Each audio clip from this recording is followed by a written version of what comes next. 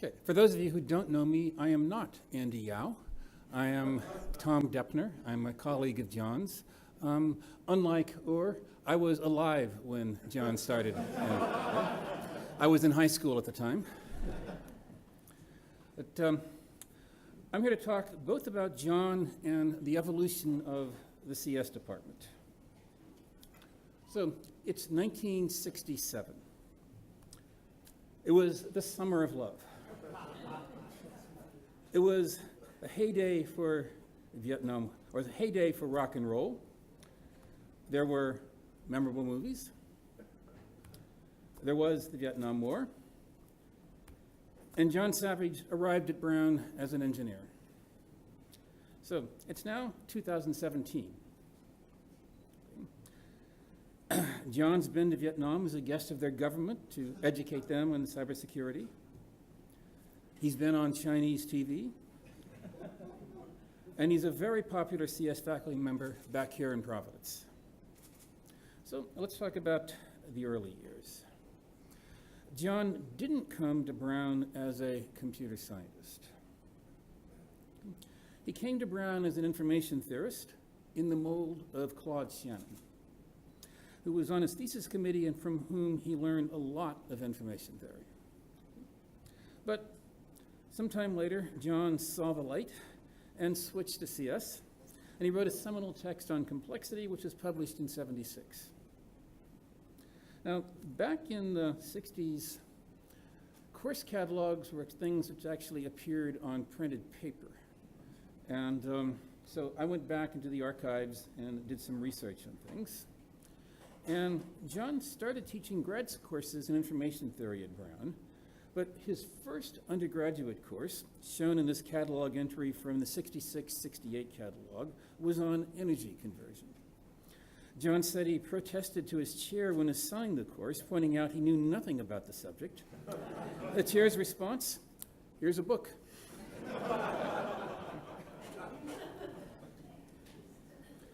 Okay.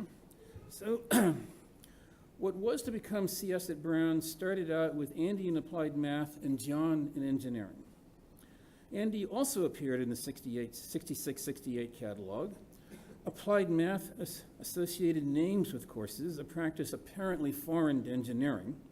But Applied Math 101 and 102 were taught by Andy and essentially covered all of CS except for AI and databases. So here's a grad course that John taught. This is from the '70-'71 graduate school catalog, switching into automata theory.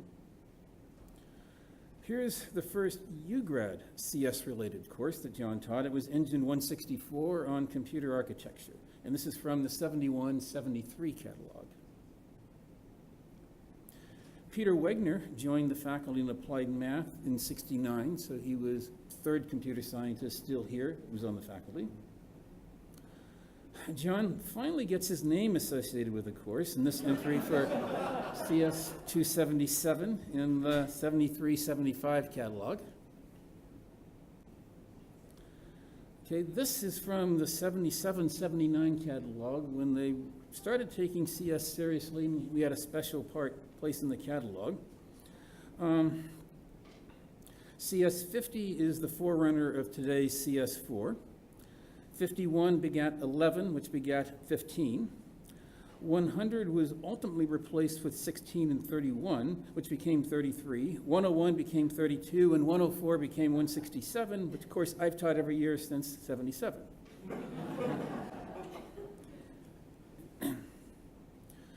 So at some point, we decided we wanted to leave applied math and engineering.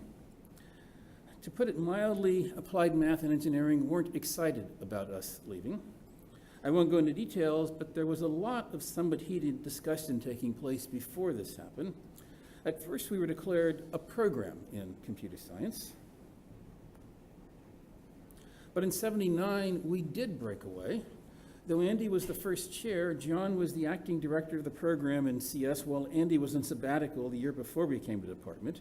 And John was responsible for the renovation of our first building, 151 Thayer Street, which became known as Cassar House. John took such an active role in the renovation that he was given a hard hat by the contractor and given the title honorary foreman.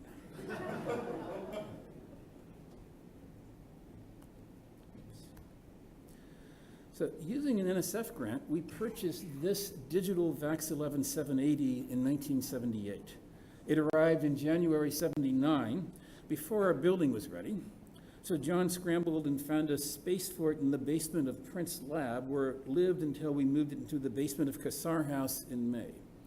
It was the department's first general purpose computer and the machine on which a lot of our early research took place.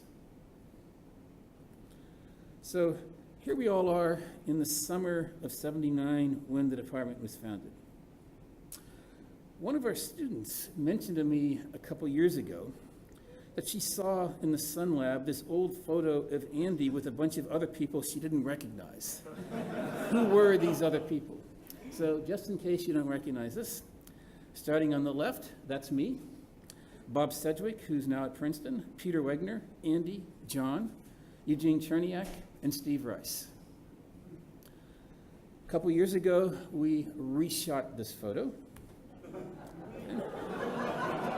Here we are, 36 years later, and in the intervening period, color had been invented, and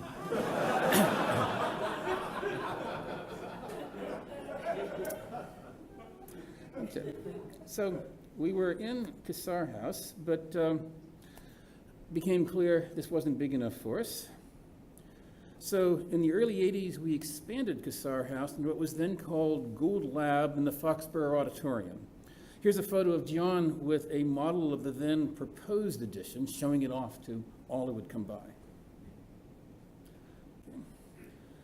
The 80s began with a truly important series of research and education grants. The first funded the equipment for our computer classroom, then called the Cause Lab. The next bought us the equipment necessary for a research-oriented CS department. And the third funded much of the research work that used this equipment. Putting these grant proposals together was a major department-wide effort. We worked on them until the last possible moment. Though FedEx existed back then, Adobe had not yet invented PDF.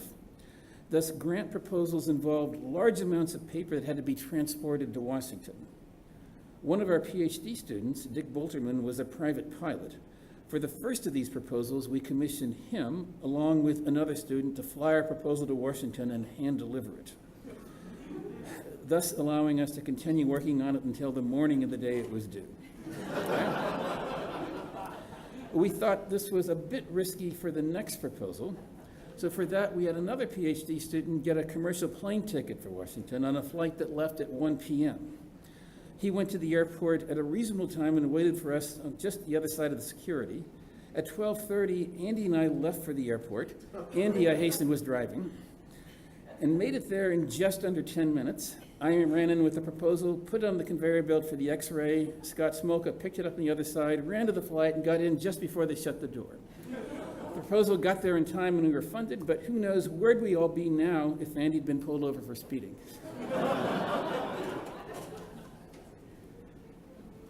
So after being awarded the Cause grant for our educational lab, we sought out industrial partners to work with us on our instructional computing environment. We commissioned this illustration of students in a computerized classroom and put it on the cover of a brochure that we sent to a number of companies. We also gave it to our architect who designed the Foxborough Auditorium. And here's the realization of the Cause Lab in the Foxborough Auditorium with John giving a lecture. Now, in the center, he's got what I thought was a really old-fashioned piece of equipment. Anybody know what this is? It's an overhead projector. I thought they were totally obsolete, but there's one right there. In fact, John is going to use that.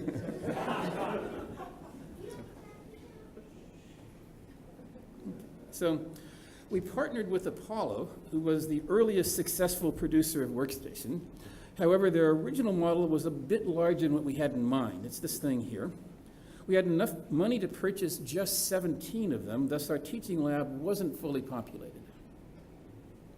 So we talked to additional vendors for a second round of equipment purchases, Among them was Apple, who was soon to announce the Macintosh. Steve Jobs and a few of his developers, including Andy Hertzfeld, Brown class of 75, came to visit us in the summer of '83. They brought with them a working Macintosh 6 months before it was officially announced. We thought it was pretty neat, not the least of which was that it fit in a backpack that could be carried on an airplane. But it was underpowered for our purposes. There's a short paragraph about this in Walter Isaacson's biography of Jobs, pointing out that Jobs was a bit surprised and concerned about this. In any event, we didn't fill our lab with Macintoshes. Here's the second generation Apollo, which was of reasonable size and cheap enough for us to fill our lab. Is there anyone out there who remembers this? Very good. Okay. So it became clear by the mid-'80s that our expanded quarters on Thayer Street weren't going to continue to serve our needs. During John's tenure as chair, the CIT building was constructed. The then administration thought it made sense to put everything computer-related at Brown under one roof. So we shared the building with CIS and their data center. We occupied the top 2 floors as well as the Sun Lab on the first floor. There was a language lab on the second floor, but everything else was owned by either CIS or the registrar. But we had to fill this with computers. So the CIT building was to include a replacement for the cause lab. So whose computers would go in it? We spent well over a year trying to figure this out, getting bids from a number of computing vendors. Among them was Next, Steve Jobs' new company. We went out to visit a few times. He gave us some pretty splashy demos. But there was a memorable exchange between John and Steve about the capabilities of the Next computer, resulting in Steve Jobs losing his cool, a story which John will be happy to relate if you buy him a drink. The Next computer didn't do well on some of our benchmarks, and so once again we chose not to do business with Mr. Jobs. We chose to go with Sun Microsystems and populated our newest lab with their product. Hence, it's called the Sun Lab. Shown here is the last workstation we bought from them, an UltraSpark 10 purchased in the mid-'90s. By the late '90s, we came to the conclusion that Sun and its competitors were too expensive. We switched to commodity hardware and built our own computers that ran Linux, resulting in the Max Built, a machine designed and assembled by our hardware guru, Max Salvis, who regrettably is retiring this month. Here's our building now. We've taken over the entire 3rd floor and most of the 1st and 2nd floors, and we take over most of the rest of the 1st floor by the end of the calendar year. So we hired a few more faculty since the original set. So here's the original 6 of us. Okay, in addition, there's Andy, John, Peter, me, Steve, and Eugene. In the '80s, we hired Stan Zdonik, John Hughes, Roberto Tomasia, Philip Klein. In the '90s, we added Franco Preparata, Morris Herlihy, David Laidlaw, Ellie Upfall. The 2000s, Amy Greenwald, Sriram Krishnamurthy, Ur Chachentamel, Anna Lasianska, Barb Meyer, Soren Estriel, Rodrigo Fonseca. 2010s, Pedro Felsenswald, Paul Valiant, Michael Littman, Tim Praska, Jeff Wong, Carly Clivens, Stephanie Telex, Vasilis Kamerlis, Sunny Kamara, James Tompkins, George Conidaris. And joining us this coming fall are Kathy Fissler, Daniel Ritchie, Theo Benson, and Ellie Pavlik. Paris Konlakis joined the computer science department in 1981 and became a full professor in 1990. He died in an airplane crash on December 20th, 1995, along with his family. He was a rising star in computer science. His loss was a major blow to the department and to the field. So let's look at the major initiatives of the department, at least the recent ones. Tom Dean was the first Brown roboticist. He and his students built GORT, shown on the left, in the early '90s. It wandered the halls of CIT for a number of years. More recently, the university has started a major robotics initiative with more advanced robots, such as the one on the right. Another research area starting in the 90s is computational molecular biology, a program that includes faculty not only from CS but also from biology and applied math. We started the first undergraduate degree program in this field in '97 and we graduated our first students in 2001. The past decade has brought a number of faculty together in the area of cybersecurity. John, who spent a year at the State Department a few years ago as a Jefferson Fellow, became very interested in not only the technical aspects of cybersecurity, but also its policy aspects. Here he is with a group of students who have just won a cybersecurity competition. Past chair Roberto Tomasia has worked with Brown School of Professional Studies to put together an executive master's program in cybersecurity that's now well underway. 2 years ago, the YURT, Brown's latest virtual reality environment, was inaugurated. The principal investigator of the project is CS Professor David Laidlaw. The YURT is housed in Brown's Center for Computing and Visualization and is intended to be a resource for the entire university.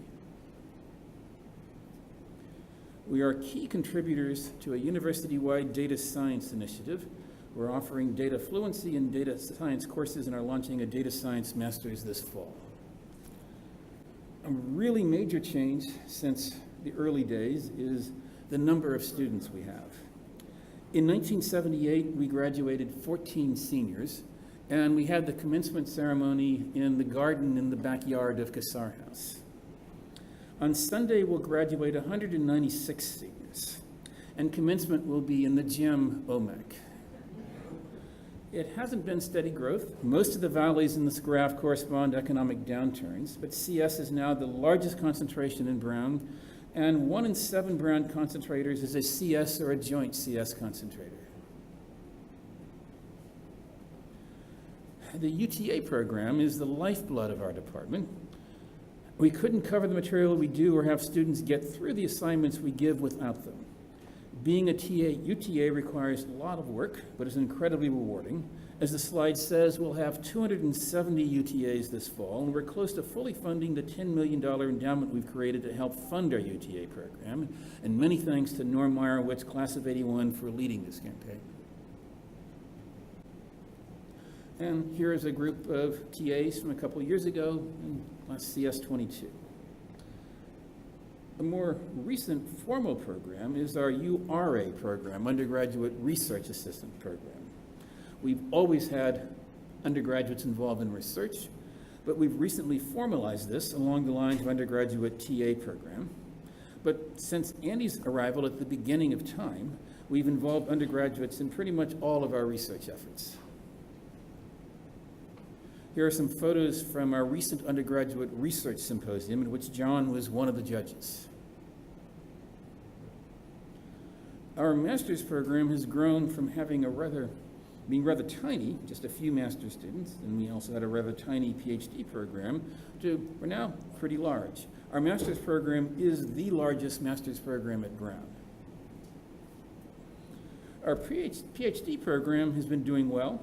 We currently have 75 PhD students, and the slide shows placement of recent graduates. And here in more detail is where they've been going. I can't talk about CS at Brown without getting into our space needs. Here's our current quarters, the CIT building. As I mentioned, in '88, we owned just the top 2 floors. Now we own the top 3 with large amounts of space in the bottom 2.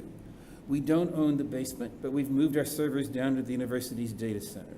But even after we take over all of CIT, we don't have enough space. So where to next?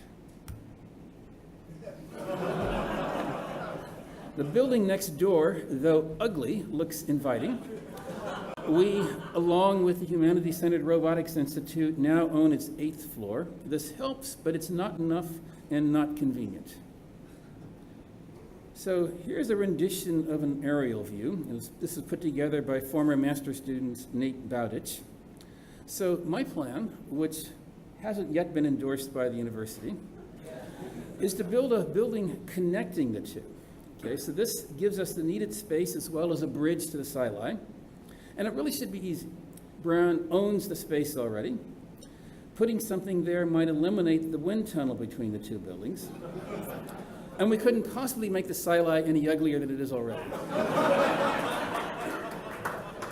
So with that, I turn things over to Stan, who will introduce the next speaker.